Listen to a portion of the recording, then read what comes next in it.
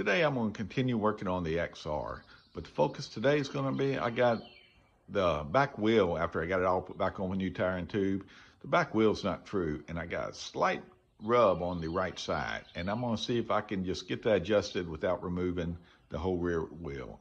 So I got to get this back wheel fixed today. All right, it took a little bit, but with some patience and just working with my spoke wrench here, just doing right where it was touching each time, I'd get dead on the spot, and I'd get one spoke before and one spoke after, and I'd slightly loosen on the right side where I had a rub.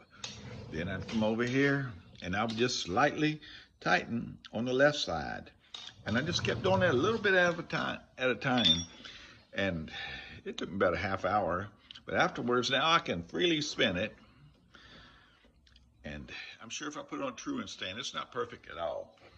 But in the beginning, this thing had a bad wobble. When I would try to turn it, you could just see it was being pulled way too far to the right. But a little bit of patience, a little bit of adjustment, it no longer rubs. This will get me by until I can pull it off, get it on stand, get the tire back off, which I'm not going to do anyway because I'm building a new rim for it. But take your spoke wrench, start on the side, just figure out on your swing arm where it's touching, loosen that spoke, loosen the one before that and after it. If it's only in one area on your rim, tighten opposite side and just kind of work at a quarter turn each time. And if you're out riding in the woods or something like that, and that happened, you realize your tire was rubbing, you could have finish your day of riding and get it home and get it better if you wanted. Right now, this is still my project bike. So this is gonna be good enough because I'll be able to do all my test riding like this, and then we'll address it when we're done.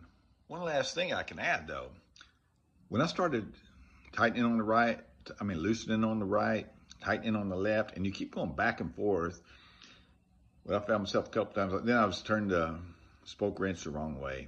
So I ran inside and I grabbed one of my new spokes. And then every now and then I would just sit there, whatever side of the rim I was on, I would turn it to the right or left just to make sure I was tightening and loosening, because you start getting frustrated when, you think it's not working and maybe accidentally you just adjusted the wrong way. A little bit of patience, keep one of these with you, and it actually makes it a whole lot simpler.